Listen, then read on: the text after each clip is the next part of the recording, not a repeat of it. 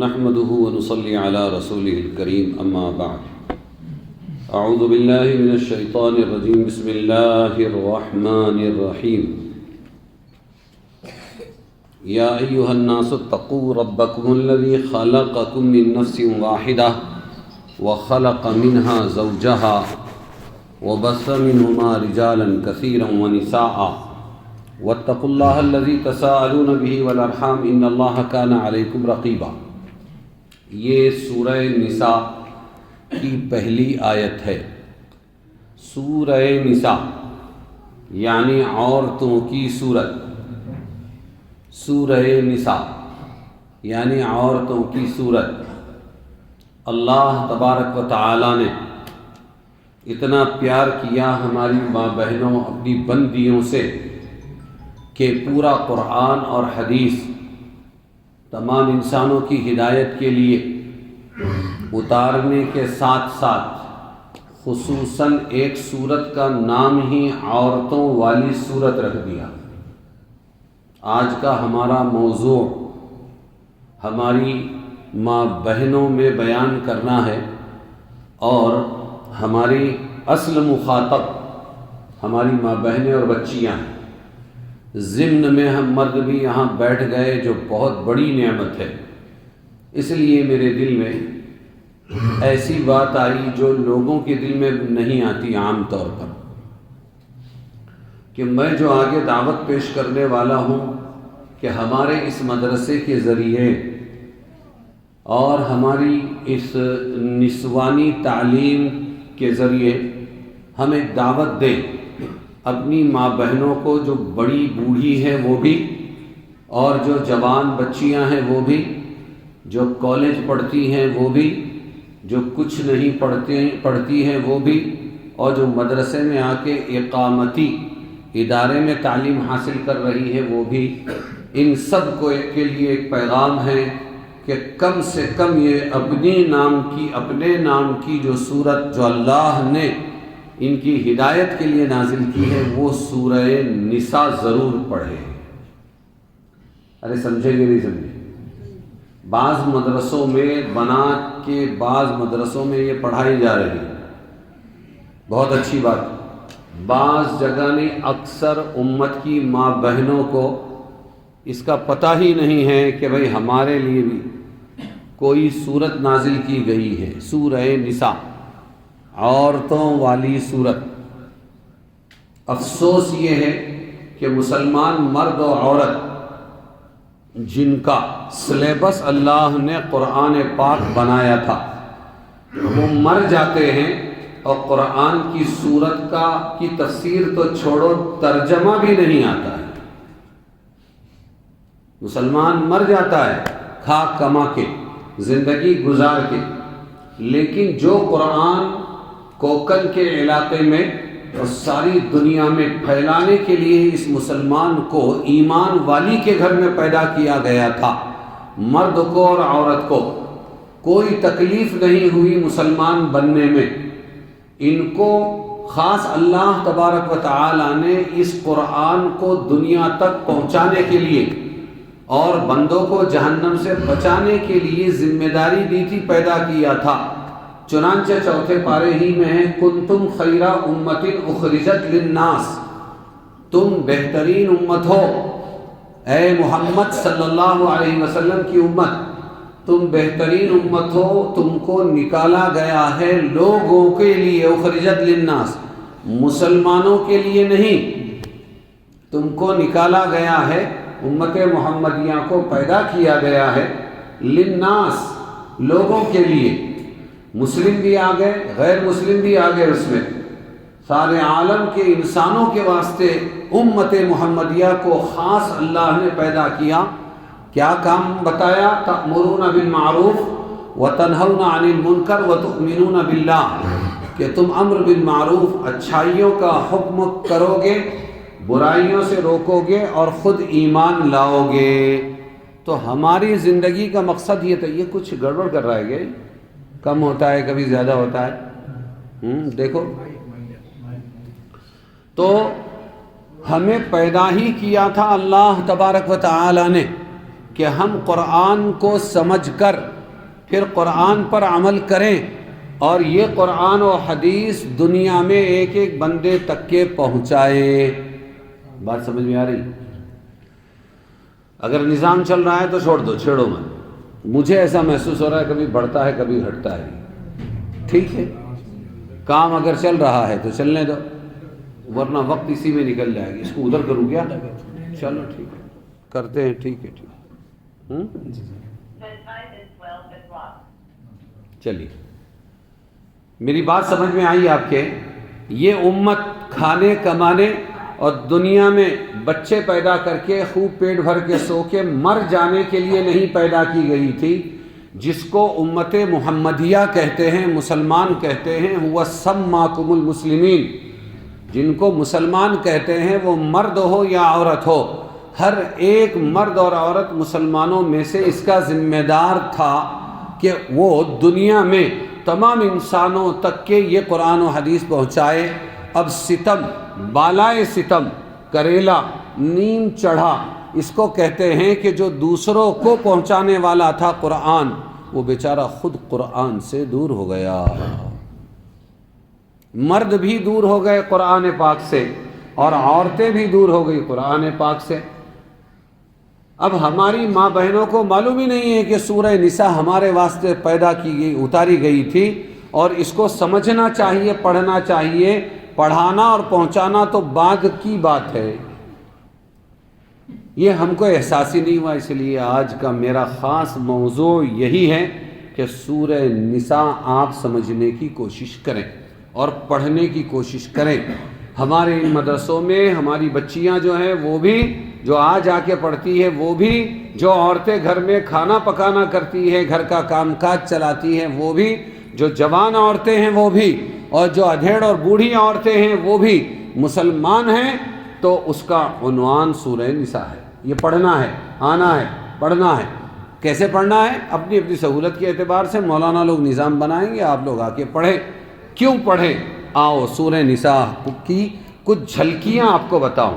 یا ایھا الناس، اللہ فرما رہا ہے، اے لوگو، اتقوا ربکم، تم ڈرو اپنے اس رب سے، الذی خلقکم، جس نے تم کو پیدا کیا، من نفس واحدہ، ایک جان سے، وہ آدم علیہ السلام کی جان، ایک جان سے اے لوگو تم کو اس نے پیدا کیا، وخلق منہا زوجہا، اور اس اللہ نے اسی جان سے، آدم سے پیدا کیا ان کی بیوی کو، ان کے جوڑے کو۔ سمجھ میں آیا؟ وَبَثَّ مِنْهُمَا رِجَالًا كَثِيرًا، اور اس اللہ نے ان دونوں سے، آدم اور حوا سے، بہت سارے آدمی، وَنِسَاءً، اور بہت ساری عورتیں پیدا فرمائیں۔ وَاتَّقُوا اللَّهَ الَّذِي، اور تم ڈرو اس اللہ تبارک و تعالی سے کہ جس کے نام سے تم سوال کرتے ہو، اللہ کے واسطے ایسا کر دے، اللہ کے واسطے معاف کر دے، اللہ کے واسطے دے دے۔ جس اللہ کا تم نام لیتے ہو اس اللہ تعالیٰ سے ڈرو اور رشتہ داریوں کا خیال کرو۔ والارحام ان اللہ کان علیکم رقیبا، بے شک اللہ تبارک و تعالی ہے تم پر نگراں۔ یہ پہلی آیت ختم ہوئی۔ دوسری آیت میں ہے وآتوا الیتامی اموالہم، اور یتیموں کو ان کا مال دے دو، یتیموں کو ان کا مال دے دو۔ ولا تتبدلوا الخبیث بالطیب، اور تم اچھے مال، خبیث مال کو اچھے مال سے مت بدلو۔ ولا تأکلوا اموالہم الی اموالکم، اور یتیموں کا مال اپنے مال میں ملا کر مت کھاؤ۔ انہ کان حوبا کبیرا، یہ بہت بڑا گناہ ہے۔ تو پہلی آیت میں آپ نے دیکھا کہ اللہ تعالیٰ سورہ نساء میں بتا رہے ہیں، پہلے ذہن میں یہ بٹھا دیا اللہ نے کہ تم ایک مرد اور عورت سے پیدا کیے گئے ہو۔ اس سے کئی سبق ملتے ہیں کہ ہم دنیا کے جتنے انسان ہیں یہ سب بہن بھائی ہیں۔ کیا ہے؟ وہ مذہب میں ایک ہو یا نہ ہو، ایک باپ کی اولاد ہے تو بہن بھائی ہے۔ آدم کی اولاد ہے، حوا کی اولاد ہے، تو اس میں کوئی اونچ نیچ نہیں ہوگا۔ ہاپس آم کا درخت کا جو پھل ہوگا وہ اونچ نیچ نہیں ہوگا، ایک درخت کا پھل ہمیشہ ایک وزن کا ہوگا، ایک ٹیسٹ کا ہوگا۔ ایسے ہی یہ پہلا سبق بتایا ہے کہ تم کوئی پرائے نہیں ہو۔ دنیا میں جتنے انسان ہیں، جتنے مرد ہیں، جتنی عورتیں ہیں، وہ چاہے مذہبی اعتبار سے مسلم ہو غیر مسلم ہو، سب ایک ماں باپ کی اولاد ہے۔ یہ درد اور یہ لحاظ اگر رہے گا تو ہمدردی باقی رہے گی، اور اگر یہ لحاظ ختم ہو گیا تو پھر اونچ نیچ کی لڑائیاں شروع ہو جائے گی۔ وہ اپنے والا ہے، یہ اپنے والا نہیں ہے، ہم اونچے ہیں وہ نیچے ہیں، وہ نیچی ذات کے ہیں ہم اونچی ذات کے ہیں۔ اللہ تعالیٰ نے صاف بتا دیا قرآن کی دوسری آیت میں، انا خلقناکم من ذکر و انثی، اے لوگو ہم نے تم کو ایک مرد اور عورت سے پیدا کیا، وجعلناکم شعوبا وقبائل لتعارفوا، اور ہم نے تم کو قبیلہ قبیلہ، شعبہ شعبہ، خاندان خاندان کیوں بنایا؟ صرف ایڈریس پانے کے لیے، لتعارف، کائے کے لیے؟ عبداللہ ہے، خان بھی ہے گاؤں کے اندر، اور عبداللہ مغل بھی ہے، سید بھی ہے اور شیخ بھی ہے۔ اگر لیٹر آیا یا کوئی ملنے آیا تو کس عبداللہ سے ملنے آئے ہیں آپ؟ تو عبداللہ خان۔ تو خان کا صرف اتنا ہی فائدہ ہے کہ ایڈریس مل جاوے، لتعارفوا، شیخ مل جاوے، لتعارفوا۔ اچھا، تو پھر یہ ذات پات جو ہے، یہ قبائل جو ہے، یہ اگر اونچ نیچ نہیں ہے تو اے اللہ بڑا کون چھوٹا کون؟ تو آیت کے اگلے ٹکڑے میں ہے، ان اکرمکم عند اللہ اتقاکم، تم میں سب سے مکرم، سب سے باعزت، سب سے زیادہ عزت والا اللہ کے نزدیک کون ہے؟ اتقاکم، جو تم میں سب سے زیادہ اللہ سے ڈرنے والا ہے۔ یہ ہے امتیاز کی وجہ، یہ ہے اعزاز، یہ ہے سب سے بڑی نسل والا جو اپنے پیدا کرنے والے کو پہچانتا ہے۔ ان اکرمکم عند اللہ اتقاکم، بے شک تم میں سب سے زیادہ مکرم وہ ہے جو سب سے زیادہ اللہ کو پہچانتا ہے۔ معلوم ہوا عورت اگر اللہ کو زیادہ پہچانتی ہے تو مرد ہونے سے کوئی عزیز نہیں ہوگا، یہ عورت معزز ہو جائے گی مرد کے مقابلے۔ کالا اگر پہچانتا ہے اپنے رب کو زیادہ اچھی طرح اور ڈرتا ہے، ڈر کر زندگی گزارتا ہے، تو وہ جو ہے مکرم بن جائے گا گورے کے مقابلے میں۔ دیہاتی اگر اللہ تبارک و تعالیٰ کو زیادہ پہچانتا ہے اور تقوی اختیار کرتا ہے تو وہ شہری پر غالب آ جائے گا۔ اللہ تعالیٰ نے بنیاد تقوی کو بنایا ہے، اور قرآن کتاب بھی کس کی ہے؟ ھدی للمتقین۔ جو متقی بننا چاہے گا اس کے لیے یہ کتاب فائدہ دے گی، جو صرف نالج لینا چاہے گا یا کیڑے نکالنا چاہے گا یا غلطیاں نکالنا چاہے گا اس کو یہ کتاب ہدایت نہیں دے گی۔ تو اللہ تبارک و تعالیٰ نے بتا دیا، پہلی آیت ہی میں یہ بتا دیا کہ ہم نے ایک مرد اور عورت سے ساری دنیا میں ان انسانوں کو، مردوں کو، عورتوں کو پھیلایا ہے، اس لیے ہمیشہ تم اللہ سے ڈرو۔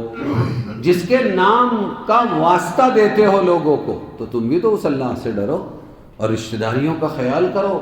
مال جب آتا ہے تو رشتہ داریاں بھول جاتا ہے، مال جب آتا ہے تو رشتہ داری، مال والے کو یاد کرتا ہے، مال والے کو دعوت دیتا ہے، مال والے کی الگ کلب بناتا ہے، مال کی بنیاد پر ساری دنیا چلتی ہے۔ ایک حدیث پڑھی میں نے، انما الحسب والمال، یہ ذات پات کیا ہے؟ فرمایا مال سب سے بڑا حسب نسب ہے۔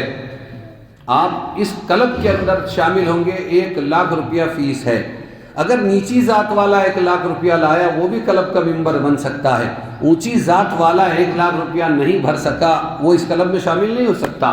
تو اصل بنیاد دنیا کے اندر لوگوں کے چلن میں، رواج میں کیا آ گئی؟ مال۔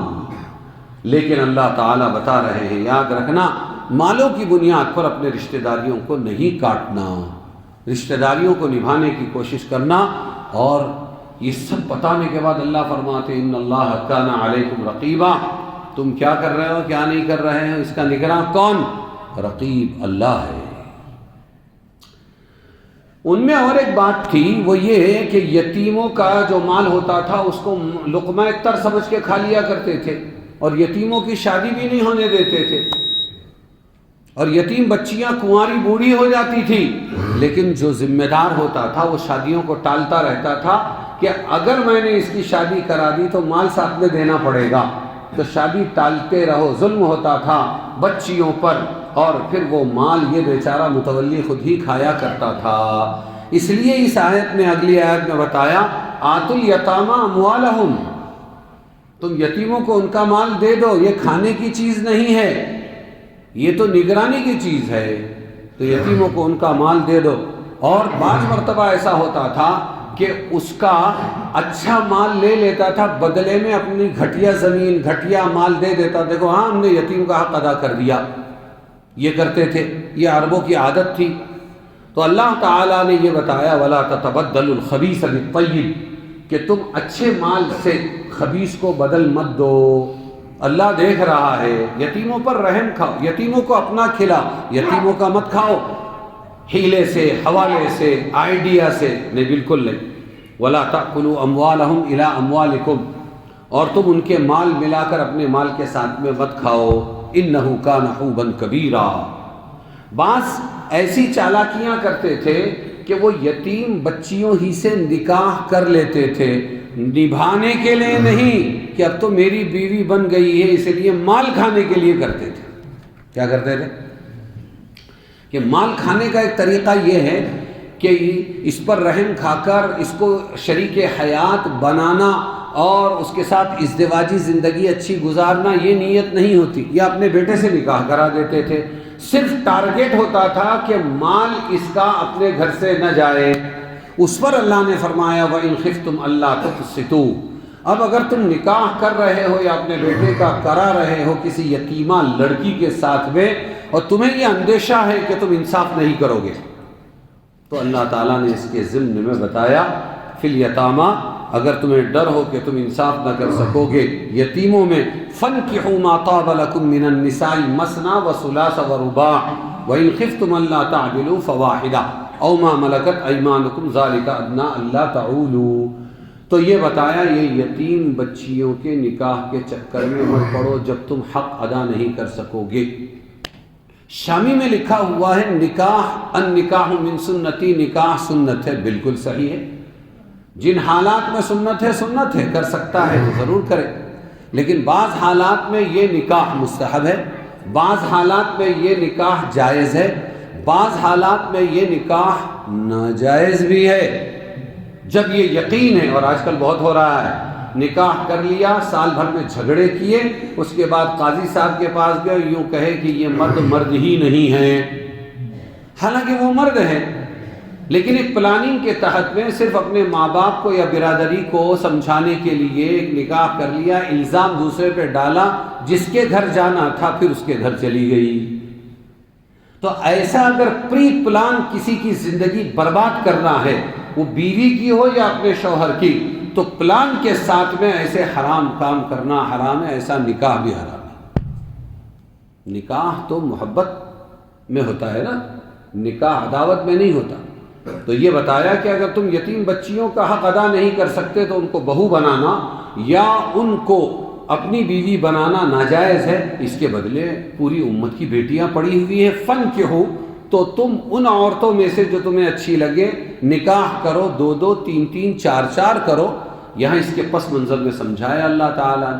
ہاں اگر تم کو یہاں بھی یہ اندیشہ ہو کہ میں 2 نکاح کر تو لوں گا، 3 نکاح کر تو لوں گا، لیکن حق ادا نہیں کر سکوں گا، وَإِنْ خِفْتُمْ أَلَّا تَعْدِلُوا، اور اگر تم ڈر جاؤ اس بات سے کہ انصاف نہ کر سکو، فواحدہ، تو پھر ایک ہی کرنا۔ وہاں یتیموں پہ بھی ظلم مت کرو، اور یہاں آزاد جو غیر یتیم ہے خود کفیل ان عورتوں پہ بھی خالی نکاح کے خواہشوں کے واسطے ظلم مت کرو، فواحدہ، تو پھر ایک کرو، او ما ملکت ایمانکم، یا باندیوں سے اپنی ضرورت پوری کرو۔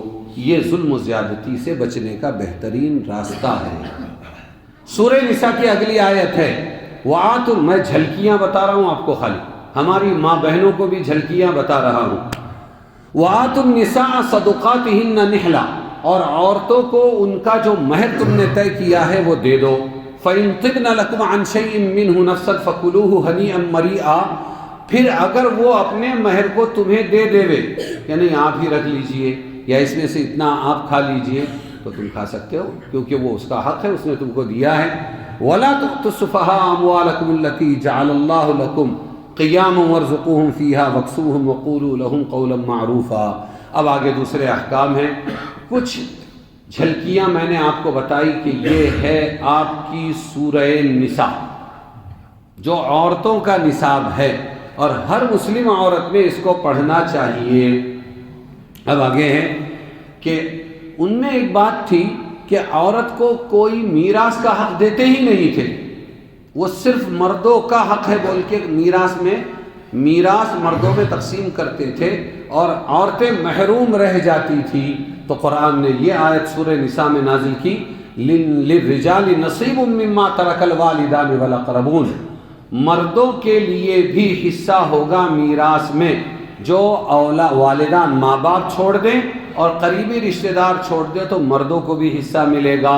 وَلِلنِّسَاءِ نَصِيبٌ مِّمَّا تَرَكَ الْوَالِدَانِ وَالْأَقْرَبُونَ مِمَّا قَلَّ مِنْهُ أَوْ كَثُرَ نَصِيبًا مَفْرُوضًا، اور جیسے مرد وارث ہوتے ہیں مرد ہونے رشتہ داری کی وجہ سے، عورتوں کو بھی ماں باپ کے مرنے کے بعد حصہ ملے گا مال میں سے اور رشتہ داروں کے مال میں سے بھی۔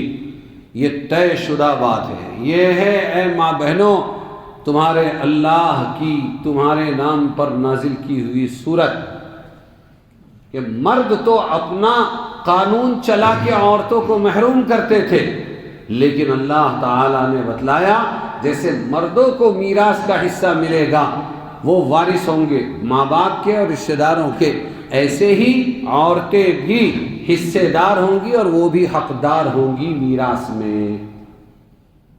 اتنا بڑا خزانہ آج ہمارے علم سے پوشیدہ ہے، اس لیے کہ ہم نے ساری دنیا کی گریجویشن پاس کر لی لیکن ہم اپنے قرآن کے بارے میں ان پڑھ رہے ہیں۔ اس لیے ہم کو اپنے قرآن کی طرف پلٹنا ہے۔ پھر اللہ تبارک و تعالی نے یہ بتلایا، ان الذین یأکلون اموال الیتامی ظلما، جو لوگ یتیموں کا مال ظلم سے کھاتے ہیں، انما یأکلون فی بطونہم نارا، وہ اپنے پیٹ میں آگ کھاتے ہیں۔ وہ اپنے پیٹ میں کیا کھاتے ہیں؟ آگ کھاتے ہیں۔ یہ کھانا نہیں کھا رہے ہیں یتیموں کا حق مار کر، بلکہ کیا کھا رہے ہیں؟ آگ کھا رہے ہیں۔ وَسَيَصْلَوْنَ سعیرا، اور یہ عن قریب جہنم میں داخل ہوں گے۔ اور کیا ہے سورہ نساء میں؟ ایک دو جھلک اور بتلا کے میں ختم کروں گا۔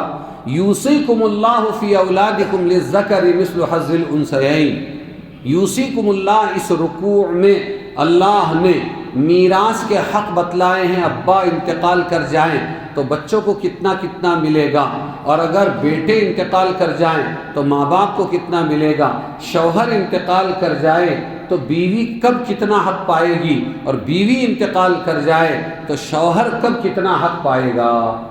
یہ تفصیلات اس کو ہم نے تو پڑھا نہیں، ہم نے سمجھا نہیں، ہم مسلمان رہے اور قومیں ہمارا انتظار کرتی رہی، لیکن غیر مسلموں نے اس کو پڑھا، اور پڑھنے کے بعد ججوں نے اور وکیلوں نے یوں کہا یہ جو کچھ بھی اس میں بتایا گیا ہے مردوں اور عورتوں کے مرنے کے بعد کیا حقوق ملیں گے بتایا گیا، یہ انسان کے بس کا نہیں ہے، انسان اس کو بنا ہی نہیں سکتا، یہ اللہ نے بنایا ہے۔ اتنا بہترین منصفانہ نظام مسلمان کہاں چلا گیا، کتنا پیچھے رہ گئے۔ تو یوصیکم اللہ فی اولادکم، اللہ فرما رہے ہیں وصیت کرتا ہے اللہ تمہیں تمہاری اولاد کے بارے میں، کیا؟ للذکر مثل حظ الانثیین، ہمیشہ یاد رکھو بیٹی بیٹا ہو بہن بھائی ہو، جب وہ وارث بنیں گے مرد کو ڈبل ملے گا عورت کو سنگل ملے گا۔ للذکر مثل حظ الانثیین، مرد کو ڈبل ملے گا اس کا جو عورت کو ملے گا۔ فَإِن كُنَّ نِسَاءً فَوْقَ اثْنَتَيْنِ، آگے اللہ فرماتے ہیں کہ اگر عورتیں ہیں اور وہ دو یا دو سے زیادہ ہے تو ان کو 1 روپیے میں سے 66 پیسہ ملے گا۔ کتنا ملے گا؟ 1 روپیے میں سے 66 پیسہ۔ اگر 2 بہنیں ہیں، مرنے والا مر گیا 2 بہنیں چھوڑا، مرنے والا مر گیا 2 بیٹیاں چھوڑا، تو 66 پیسہ ملے گا۔ آگے وَإِنْ كَانَتْ وَاحِدَةً، اگر ایک بیٹی چھوڑا، اگر ایک بہن چھوڑا تو پھر اس کو 1 روپیے میں سے 50 پیسہ ملے گا۔ سن لو، آج کوئی سنائے گا نہیں آپ کو، حساس موضوع ہے اس لیے کوئی چھیڑتا بھی نہیں جلدی، کمپلیکیٹڈ ہے بہت، لیکن میں نے آج طے کیا ہے کہ سورہ نساء کی کچھ جھلکیاں آپ کو بتاؤں تاکہ مسلمان ہونے کے ناطے مردوں عورتوں کو پتہ تو چلے کہ ہمارے قرآن میں کیا ہے۔ حضور نے فرمایا تھا سب سے پہلے قیامت کے قریب علم میراث اٹھ جائے گا۔ ہاں، جس کی لاٹھی اس کی بھینس ہوگی، جس بیٹے نے اپنے باپ کو سنبھالا، ذرا دوا دارو کیا، اس کے سامنے لوگ منہ کھولیں گے نہیں، بہنیں بھی محروم ہو جائے گی، بھائی بھی محروم ہو جائے گا، اور وہ پورے مال پر قبضہ کر لے گا۔ جس کے ہاتھ میں مال ہوگا وہ مفتیوں کے پاس نہیں جائے گا، اس کا نفس خود مفتی ہوگا کہ سب دبا لے۔ اور جو محروم ہو جائے گا یا جو محروم ہو جائے گی وہ مفتیوں کے پاس گھومتے پھریں گے کہ مفتی صاحب ہمارے باپ نے اتنا چھوڑا، بھائی نے قبضہ کر لیا ہے، بتاؤ ہمارا کتنا حصہ ہے۔ سمجھ میں آ رہی بات؟ تو یہ کہہ رہے ہیں وَإِنْ كَانَتْ وَاحِدَةً، اگر بیٹی چھوڑی یا بہن چھوڑی اور وہ کیسی تھی، اکیلی تھی، تو اس کو روپیے میں سے 50 پیسہ ملے گا۔ وَلِأَبَوَيْهِ لِكُلِّ وَاحِدٍ مِّنْهُمَا السُّدُسُ، پوری جو ہے یوسیکم اللہ نہیں پڑھوں گا، میں کچھ جھلکیاں بتلا رہا ہوں۔ ماں باپ کو کیا ملے گا؟ ایک آدمی مر گیا عبدالغفور، اب وہ مر گیا، اس نے ماں چھوڑی اور باپ چھوڑا، تو کیا ملے گا؟ اللہ فرماتے ہیں کہ ان کو چھٹا حصہ ملے گا۔ چھٹا حصہ کتنا ہوتا ہے روپیے کا؟ 12.5 پیسہ۔ میں صحیح بول رہا ہوں یا غلط؟ نہیں، چھٹا حصہ کتنا ہوتا ہے؟ 16 پیسہ۔ کتنا ہوتا ہے؟ ارے 50 پیسہ تو آدھا ہوا، 25 پیسہ چوتھائی حصہ ہوا، 12.5 پیسہ 8واں حصہ ہوا، 66 پیسہ کتنا؟ 33 پیسہ کتنا ہوا؟ 33 پیسہ بولے تو 1/3 ہوا نا، 1/3 ہوا روپیے کا۔ ہاں، اس کا آدھا کرو، 16 پیسہ۔ کتنا؟ 16.5 پیسہ ماں کو ملے گا، روپیے میں سے 16.5 پیسہ کس کو ملے گا؟ باپ کو ملے گا۔ یہ حصہ ہے مما۔ یہ کب ہوگا؟ مما ترک ان کان لہ ولد، اگر اولاد بھی ہے، اولاد بھی کچھ لے گی نا تب۔ فإن لم یکن لہ ولد، اور اگر آدمی مر گیا عبدالغفور، خالی ماں باپ چھوڑا، اولاد نہیں چھوڑا، فإن لم یکن لہ ولد وورثہ ابواہ، تو پھر ماں کو ملے گا تیسرا حصہ۔ 33 پیسہ روپیے میں سے ماں کو ملے گا، 33 پیسہ روپیے میں سے۔ اور تو سمجھو، جو دنیا کہتی ہے کہ اسلام عورت پر ظلم کرتا ہے، اسلام ہی حق دیتا ہے۔ فَإِنْ كَانَ لَهُ، اب یہ آگے اس کو نہیں پڑھوں گا، آگے ایک بات خالی کہ وَلَكُمْ نِصْفُ مَا تَرَكَ أَزْوَاجُكُمْ، میری اللہ معاف کرے، سمجھو عبدالغفور کی بیوی مر گئی، اب وہ بیوی نے کچھ مال چھوڑا، تو اب یہ عبدالغفور کو کیا ملے گا؟ تو اس کو ملے گا نصف ما ترک، 50 پیسہ ملے گا روپیے میں سے۔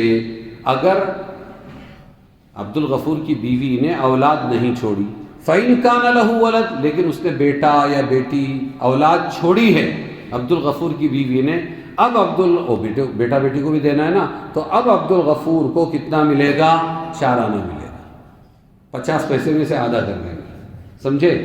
اب ایک بات بتاتا ہوں خالی کہ اگر شوہر مر گیا تو بیوی کو کیا ملے گا؟ شوہر اگر مر گیا تو یہ کہتے ہیں وَلَهُنَّ الرُّبُعُ مِمَّا تَرَكْتُمْ إِن لَّمْ يَكُن لَّكُمْ وَلَدٌ۔ عبدالغفور خود مر گیا اور اس نے بیٹا چھوڑا اور اس نے بیوہ چھوڑی، تو بیوہ کو 4 آنا ملے گا۔ کتنا ملے گا؟ 4 آنا ملے گا۔ کیوں؟ باقی کا بیٹا ہے، بیٹی ہے، ان لوگوں کو دینا ہے۔ آگے ہے فَإِنْ كَانَ لَكُمْ وَلَدٌ فَلَهُنَّ الثُّمُنُ،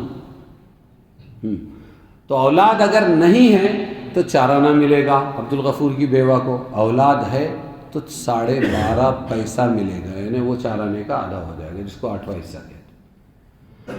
ہماری ماں بہنوں سے میری گزارش ہے اور ان بھائیوں سے گزارش ہے، یہ ہے آپ کا قرآن، یہ ہے سورہ نساء، یہ ہے عورتوں کا نصاب۔ یہ پڑھنے کے لیے اور اس پر عمل کرنے کے لیے اور اس کو دنیا میں تمام انسانوں تک پہنچانے کے لیے اللہ تعالیٰ نے ہم کو مسلمان بنایا۔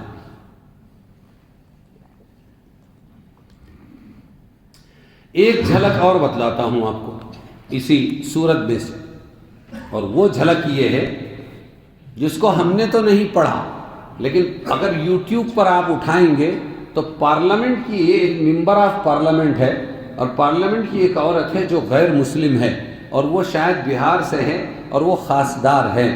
جب یہ طلاق کا میٹر چھیڑا ان لوگوں نے اور قانون بنانے لگے تو اس پر اس عورت کی اسپیچ آپ کو مل جائے گی یوٹیوب پر۔ وہ کہتی ہے، ایک مسلم، شیعہ مسلم جو آج کی پارٹی میں ہے برسر اقتدار، اس کو مخاطب کر کے کہتی ہے نام لے کر کہ آپ یہ نیا بکھیڑا کھڑے کرنے کے بجائے، نئے قاعدے قانون لانے کے بجائے، اسلام کا، قرآن پاک میں اسلام کا جو قانون ہے وہ بڑا ایڈوانس ہے، ایڈوانس۔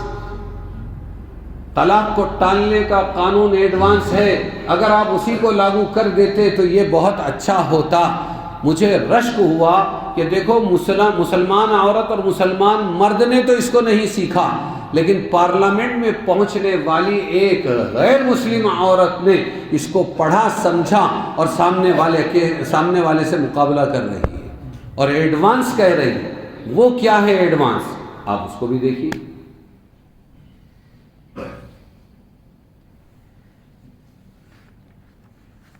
وَإِنِ امْرَأَةٌ خَافَتْ نُشُوزًا وَإِنِ امْرَأَةٌ خَافَتْ مِنْ بَعْلِهَا نُشُوزًا أَوْ إِعْرَاضًا فَلَا جُنَاحَ عَلَيْهِمَا۔ چلیے، اگر عورت نکاح کرنے کے بعد مرد کو اگر یہ اندیشہ ہے کہ وہ کیا کرے گا، کہ وہ اس کی بیوی اس کے ساتھ زندگی برابر نہیں گزارے گی، تو اب کیا کرنا چاہیے؟ واللاتی تخافون نشوزہن فعظوہن واہجروہن فی المضاجع واضربوہن فإن أطعنکم فلا تبغوا علیہن سبیلا ان اللہ کان علیا کبیرا۔ آج میری بات اچھی طرح سمجھے، میں پوری ذمہ داری سے بول رہا ہوں، اور وہ یہ بات ہے کہ جو مسلمان جو طلاق آج ہندوستان میں دے رہا ہے، یہ طلاق اسلامی نہیں ہے، یہ اس کے گھر کی طلاق ہے، یہ اسلامی طلاق نہیں۔ اور یہ خاص میں ماں بہنوں کو کیوں بول رہا ہوں، ماں بہنیں اگر یہ قرآن کی تعلیم اپنے بیٹوں کو دیتی تو آج ان کے بیٹے دوسروں کی بیٹیوں کو بیوی بنا کر طلاق دے کر ان کی زندگیاں برباد نہ کرتے۔ یہ کام اگر مولانا کا ہے تو مولانا سے پہلے یہ کام کس کا ہے؟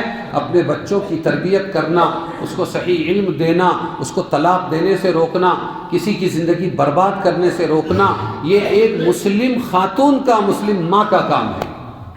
اس لیے میری بات پھر سمجھے کہ اسلامی طلاق، اسلام میں طلاق دینے کا طریقہ کچھ اور ہے۔ مسلمان جو طلاق دے رہا ہے یہ اسلامی طلاق نہیں ہے۔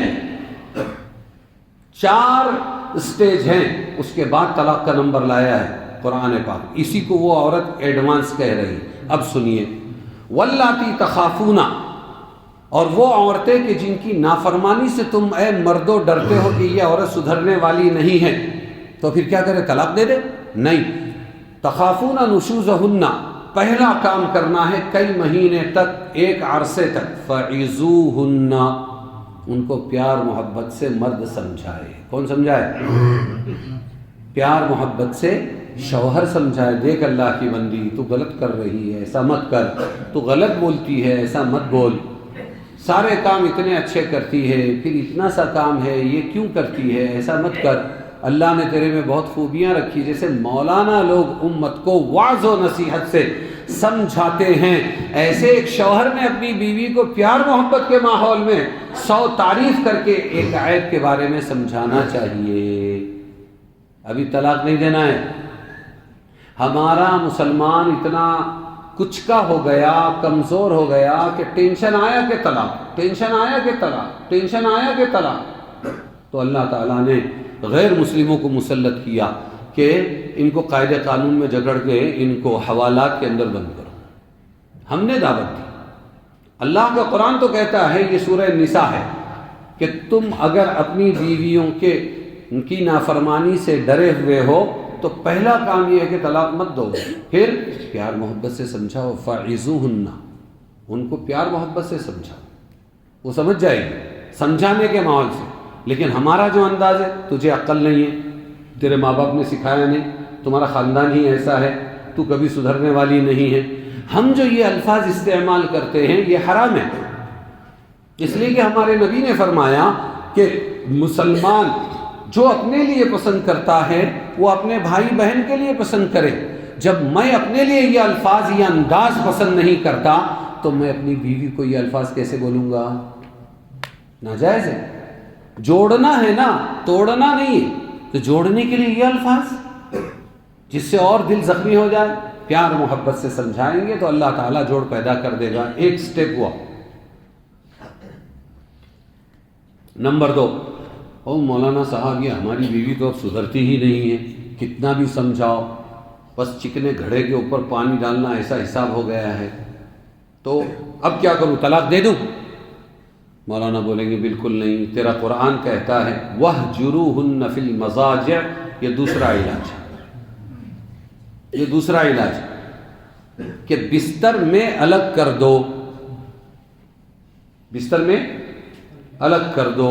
یہ ایک علاج ہے مستقل کہ بیوی آئی، اچھا بیوی سے جھگڑے ہو رہے ہیں، جو کچھ بند کمرے کے اندر ہے، نہ ماں کو بیچ میں لاؤ، نہ باپ کو بیچ میں لاؤ، نہ اس کے ماں باپ کو لاؤ، نہ گاؤں کو لاؤ، نہ پنچایت کو لاؤ، نہ قاضی صاحب کو لاؤ، نہ سرپنچ کو لاؤ، کسی کو مت لاؤ۔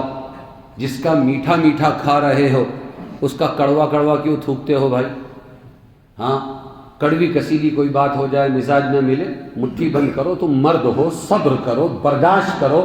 تمہیں اللہ نے طلاق کا اختیار سوچ سمجھ کے دیا تھا کہ یہ عورت ہے، جذبات میں اپنے اوپر طلاق طلاق طلاق ڈال لے گی، اس لیے اس کے ہاتھ میں طلاق مت دو۔ یہ سمجھدار مرد ہے، سنجیدہ ہے، مستقبل میں غور کرے گا، اس لیے اس کو طلاق کا اختیار دو۔ تم تو عورتوں سے زیادہ کچھ کے ہوئے طلاق دینے میں، لہٰذا طلاق مت دو۔ پھر کیا کرو؟ بستر الگ کرو۔ بستر الگ کا مطلب کیا ہے آپ اس کو سمجھو، قرآن ہے یہ۔ ہم گھر الگ کر دیتے ہیں، ہم کیا کرتے ہیں؟ رات کا وقت ہے، 12 بجے کا ٹائم ہے، بارش برس رہی ہے، گود میں دودھ پیتا بچہ ہے، اور محلے میں ہندو بھی ہے، مسلمان بھی ہے، اور مار کے اپنی بیوی کو باہر نکال دیا دروازے کے، چل جا یہاں سے۔ وہ اللہ کی بندی اس معصوم بچے کو بارش کے اندر لے کر اور لوگوں کے سامنے تماشا بن کر کہاں جائے گی؟ یہ مسلمانوں کے کرتوت ہے، ٹرینوں میں مار رہا ہے، بس اڈے پر مار رہا ہے، جھگڑے کر رہا ہے، کہاں گئی اس کی برداشت؟ اس لیے کہ سورہ نساء نہیں پڑھا اس نے، نہ وہ عورت نے پڑھا نہ یہ مرد نے پڑھا۔ تو بستر الگ کر دو کا مطلب یہ ہے کہ بھائی بیوی جب آئے سونے کے لیے تو اسے یوں کہے میری بات تو مانتی نہیں ہے، کیا فائدہ ایسی زندگی گزار کے؟ تو جانور بھی ایک دوسرے سے ملاقات کرتے ہیں۔ ابھی میں نے یہ طے کیا ہے کہ پہلے ہمارا مزاج ملے، اس کے بعد میں انشاءاللہ ہم بستر پر سوئیں گے، تب تک کہ تو تیرے اس بستر پہ سو، میں اپنے گودڑی لے کے نیچے، کمرے ہی کے اندر، باہر نہیں، میں نیچے سو جاتا ہوں۔ بستر الگ کر دے کا مطلب یہ ہے۔ ہم تو ساری دنیا میں تماشا بنا دیتے ہیں، اس کے باپ کو بولتے ہیں، اس کی ماں کو بولتے ہیں، پنچایت کو بولتے ہیں، تماشا بناتے ہیں۔ تو بتاؤ کہ ہمارے ساتھ کوئی ایسا کرے تو ہم نہیں سدھریں گے، وہ کیوں سدھرے گی؟ یہ ہے دوسرا علاج۔ مولانا بستر بھی الگ کر کے دیکھ لیا لیکن وہ نہیں سدھر رہی، اب دوں کیا طلاق؟ مولانا پھر بولیں گے تیرے قرآن نے اب تیسرا سٹیپ رکھا ہے، ماڈرن بالکل، اور وہ کیا ہے؟ وَضْرِبُوهُنَّ، ان کو مارو۔ یہ صاف الفاظ ہیں، مارو۔ اب سنو، جس دن حضور نے یہ آیت پیش کی تھی صحابہ کے سامنے تو بہت دن سے تمے ہوئے تھے، بہت دن سے برداشت کر رہے تھے، تو اپنی بیویوں کو مارا تو لائن لگا دیا عورتوں نے۔ کہاں؟ حضور کے کمروں کے باہر مسجد نبوی کے پاس لائن لگا دی۔ اب حضور کو آیا غصہ، اور حضور نے منبر پر کھڑے ہو کر سب کو جمع فرمایا، اور جمع فرما کے یوں فرمایا، اے لوگو وَضْرِبُوهُنَّ کا مطلب سمجھو، بیویوں کو مارو کا مطلب یہ ہے ہڈی نہ ٹوٹے، خون نہ نکلے، چہرے پر نہ مارو۔ 3 شرطیں ہیں۔ کیا ہے؟ چہرے پر نہ مارو، ہڈی نہ ٹوٹے اور خون نہ نکلے۔ تو میں کبھی کبھی سوچتا ہوں پھر اس کو مارو کہ اپنے آپ کو مار کے لو، کیونکہ غصے میں آدمی سب سے پہلے چہرے پر مارتا ہے، غصے میں آدمی جو ہاتھ میں آیا پھینک کے مارتا ہے، زخمی بھی کر دیتا ہے، ہڈی بھی توڑ دیتا ہے۔ لیکن اللہ کے نبی نے امت کو علاج تو بتلایا، کبھی زندگی میں اپنی کسی بیوی پر ہاتھ نہیں اٹھایا، کبھی نہیں۔ شرافت ہے، اسی طریقے پر آپ نے صحابہ کو پابند کیا، ورنہ اللہ کے پاس پکڑ ہو جائے گی اس مرد کی، چہرے پہ کیوں مارا؟ اچھا یہ شرطیں کیوں لگائی؟ یہ مارنا نبھانے کے لیے ہے، بھگانے کے لیے نہیں ہے نا؟ پوائنٹ کی بات ہے یہ کہ اللہ کیا بتا رہے ہیں؟ طلاق مت دے، ابھی طلاق سے تو بھگانا ہے نا، لیکن یہ اللہ تعالیٰ جو اس کو علاج بتا رہے ہیں کہ پہلے پیار سے سمجھا، پھر اس کے بعد بستر الگ کر، پھر اس کے بعد اللہ فرما رہے ہیں مارو، تو مارو برائے بھگانا ہے یا نبھانا ہے؟ آپ بتائیے، کائے کے لیے؟ مارنا نبھانے کے لیے نا۔ تو ایسا کتے کے جیسا اگر ماریں گے، ہڈیاں توڑیں گے اور زخمی کر دیں گے اور منہ پر ماریں گے، تو بولو وہ نبھے گی، رکے گی کہ بھاگے گی؟ تو یہ طلاق کو ٹالنے، توڑ کو ٹالنے کے گر بتلائے ہیں قرآن پاک نے، اس کو اچھی طرح یاد رکھنا۔ ہاں نہیں تو جا کے تم بھی وہی حرکت کرو گے تو پھر بیچارے ڈھونڈتے ہوئے میرے کو مارنے کو آئیں گے۔ میرا کام تو قرآن سمجھانا ہے، سمجھ میں آیا؟ وَضْرِبُوهُنَّ، 3 سٹیپ ہو گئے کہ ابھی طلاق نہیں، ابھی دے دیں طلاق، وہ مارنے کے بعد بھی نہیں سدھر رہی ہے تو اب طلاق دے دیں۔ مولانا کہیں گے ابھی بھی طلاق مت دیں، کیوں؟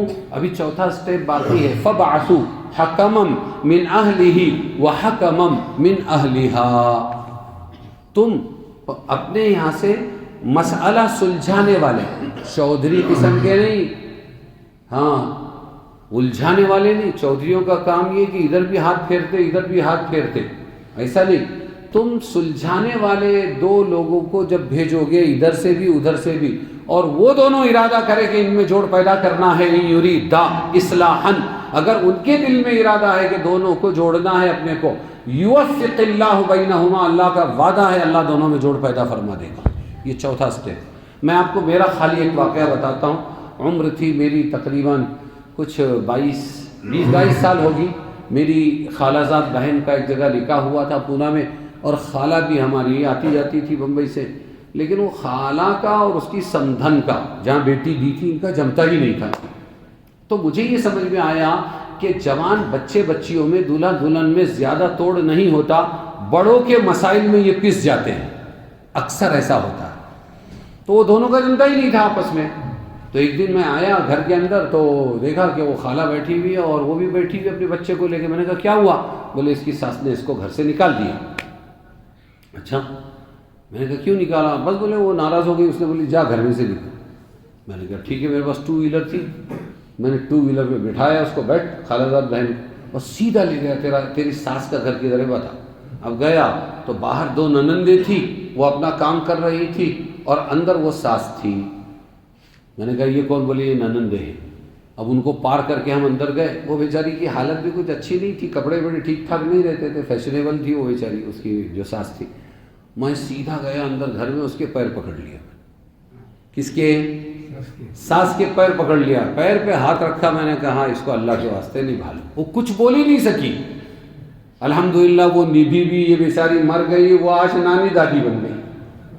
اللہ کیا فرما رہے ہیں کہ جوڑنے والوں کے دلوں میں اگر جوڑنا ہوگا، ان یریدا اصلاحا، اگر یہ دونوں مل کر 2 طرف کے 5 لوگ جوڑنا چاہیں گے تو یوفق اللہ بینہما، اللہ ضرور جوڑے گا، جوڑ پیدا کرے گا۔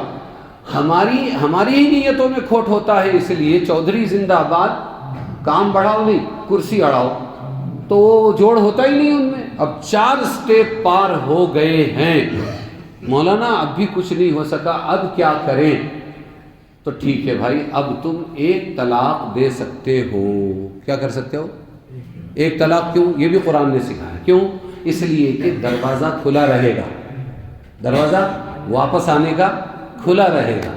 یہ ہے میرے بھائیو اسلامی طلاق۔ اب میرا یہ دعویٰ صحیح ہے یا غلط ہے تم بتاؤ، کہ جو مسلمان غصے میں آ کر ڈائریکٹ طلاق طلاق بول دیتا ہے، وہ اسلامی طلاق دے رہا ہے یا اپنی نفسانی طلاق دے رہا ہے وہ؟ اور یہ نحوست کیوں آئی ہے اس امت میں؟ یہ آئی ہے اس سورہ نساء کے نہ پڑھنے کی وجہ سے۔ نہ عورتیں پڑھتی ہیں اس کو، نہ مرد پڑھتے ہیں، نہ ماؤں کی تربیت میں کبھی اس کا تذکرہ آتا ہے کہ بیٹے طلاق بہت بری چیز ہے، کسی کی زندگی سے کھلواڑ مت کر، اور تو طلاق مت دے جب تک کہ مولانا لوگوں سے پوچھ نہ لے، مفتی لوگوں سے پوچھ نہ لے۔ میری آج کی جھلکیاں پوری ہوئی. اچھا کیا یا برا کیا آپ بتائیے. سورہ نساء کی کچھ جھلکیاں میں نے آپ کو بتائی.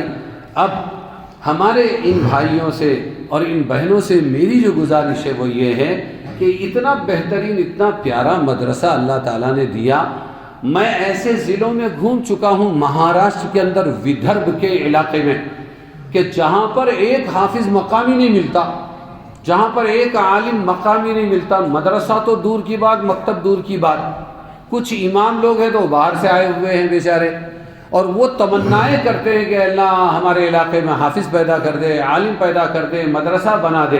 اور آپ کے یہاں اس بستی میں اتنا شاندار, اتنا پرانا, اتنی قربانی دینے والے اپنے گھر کے پلاٹ کو انہوں نے مدرسے کے لیے دے دیا. ایسے قربانی دینے والے مجاہدین کا بنایا ہوا مدرسہ جس کو ہمارے قمر الدین بھائی ان کے ساتھی مل کر چلا رہے ہیں اتنے سالوں سے, سب کچھ موجود ہے. ذرا سی فکر کی ضرورت ہے اس سے فائدہ اٹھانے کے لیے کہ ہم یہ طے کر لیں کہ انشاءاللہ ہماری ہر قسم کی ماں بہن, وہ بڑی عمر کی ہو چھوٹی عمر کی ہو, اس مدرسے سے فائدہ اٹھائے گی. بولو انشاءاللہ.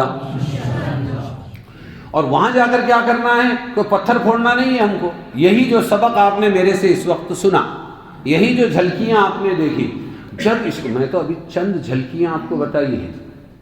اس ایک ایک آیت کے بارے میں ہم ایک ایک گھنٹہ بھی اگر بولے تو کم ہے. جب یہ تھوڑا تھوڑا سبق لیتی رہیں گی, تھوڑا تھوڑا سبق ہماری مائیں, ہماری بچیاں, یہ جو بچیاں آج پڑھیں گی اور یہ جوان بچیاں ہماری آج پڑھیں یا آگے چل کے اپنے بچوں کی تربیت کریں گی, اس طرح دنیا سے باطل مٹے گا, اس طرح بے دینی جائے گی, اس طرح آئندہ کی نسلوں میں دینداری آئے گی اور زندگیاں کھلواڑ بننے سے بچے گی. ابھی آپ کے علاقے کے واقعات کئی عنوان پہ ہم لوگ بیان کرتے ہیں, کبھی مہاڑ میں, کبھی تمہارے کاملہ کے اندر, اور اسی طرح کبھی موربہ میں, کئی ماجرونا میں, کئی جاتے ہیں اور رونا پڑتا ہے کہ ہماری بچی آج اللہ رسول کو چھوڑ کر, ایمان کو چھوڑ کر, دنیا کے 2 روٹی کے واسطے اور دنیا کی تھوڑی سی زندگی کے واسطے ایمان کو چھوڑ کر چلی جا رہی ہے. ایسا کیوں ہوتا ہے؟ اس کی وجہ یہی ہے. اس میں ایک واقعہ سناتا ہوں. مفتی مظفر صاحب مفتی رفیق صاحب کے ساتھ میں رہتے ہیں, پرکر صاحب کے ساتھ میں اچھے دوست تھے, ہم لوگ ملتے ہیں, یہی مسائل پر تبصرہ کرتے ہیں. مفتی مظفر صاحب نے کہا ہم 2 لوگ مل کے ایک بچی کو سمجھانے لگے کہ بیٹی دیکھ, تو ایمان والی ہے, تیرا یہ مقام ہے, اور تو چھوڑ کر, اسلام کو چھوڑ کر جا رہی ہے. ایمان یہ ہے, پھر آخرت یہ ہے, ہمیشہ کی ناکامی ہے, دنیا تو ختم ہو جائے گی. تو وہ سب سننے کے بعد 2-3 مجلسوں کے بعد وہ کہنے لگی تم نے ہم کو بچپن میں ایمان مفصل اور ایمان مجمل پڑھایا, ٹھیک ہے نا, ہم نے یاد کیا, ہر مکتب میں پڑھایا جاتا ہے ایمان مفصل, ایمان مجمل, آمنت باللہ, یہ سب سنایا تم نے, لیکن وہ لاشعوری تھی ہماری, ہم کو سمجھتا نہیں تھا. جب سمجھ کا زمانہ آیا تو کالج کے شکار ہو گئے ہم. یہاں دنیا تو پڑھی, مال تو سامنے آیا, دنیا کی ترقی سامنے آئی, ڈگریاں سامنے آئی, لیکن ہمیں کوئی ایمان مفصل سمجھانے والا نہیں ملا. ہم کو ایمان مفصل تم آج آ کے سمجھا رہے ہو ہم کو. اگر ہم کو کوئی پہلے ہی یہ سمجھا دیتا جب شعور آیا تھا کہ اللہ کیا ہے, رسول کیا ہے, اور آخرت کیا ہے, اور اسی طرح کیا جہنم ہے, کیا جنت ہے, اور دنیا آخرت اللہ کیسے دیتے ہیں, یہ سب اگر تم سمجھاتے تو آج میں یہ غلط قدم نہ اٹھاتی. یہ واقعہ ہے. ایک بچی بول رہی ہے, چاہتے جاتے توبہ کر کے آئی وہ واپس, لیکن اس نے کہا کہ تمہاری غلطی ہے کہ تم لوگ یہ نہیں سمجھاتے. آپ میری بات سمجھے, ایمان کو تفصیل سے ہماری ماں بہنیں سمجھے, ہماری بیٹیاں سمجھے, ہم سمجھے, ہمارے جوان سمجھے, پورے اسلام کو سمجھے, تو جا کر یہ فتنے رکیں گے. اور اگر ایسا نہیں ہوا تو یہ فتنے بڑھیں گے. تو ارادہ کرو کہ انشاءاللہ ہم اپنے اس مدرسے سے خوب فائدہ اٹھائیں گے. اپنے کھانے پینے جلدی سے پکا کے 1-2 گھنٹے کے لیے تعلیم میں جائیں گے. یہ بھی نہیں سمجھو کوئی بات نہیں ہے تو ان علماء سے درخواست کر کے اتوار کا دن یا چھٹی کا دن جو ہو اس کے اندر ہم جا کے ناشتہ کر کے گئے اور نہ دوپہر کے کھانے کو گھر پہ واپس آ گئے. کم سے کم ہفتے میں ایک مرتبہ تو یہ پورے قرآن کو سمجھنے کی تعلیم کی کوشش کریں گے انشاءاللہ. ہمارا ٹائم اوور ہوا، اس لیے اپنا بیان بند. سب سے پہلی چیز جو اس امت کو سیکھنا ہے وہ وقت کی پابندی. اگر اس پر آ گئی امت وقت کی پابندی تو پھر امت کو اللہ تعالیٰ دنیا دے دیں گے پھر سے. ہم چونکہ وعدہ وفا نہیں رہے، ہمارے قول و قرار کا اعتبار مارکیٹ میں نہیں رہا، اس لیے آج ہمارا کوئی وزن نہیں ہے. تو ہم وقت کے پابند بنیں، موضوع کے پابند بنیں، جو بولے ہمیشہ موضوع پر بولے، تولیں پھر بولے، اور اب اس مدرسے سے فائدہ اٹھانے کی ترتیبیں بنائیں. ٹھیک ہے. وآخر دعوانا ان الحمدللہ. جزاک اللہ خیر.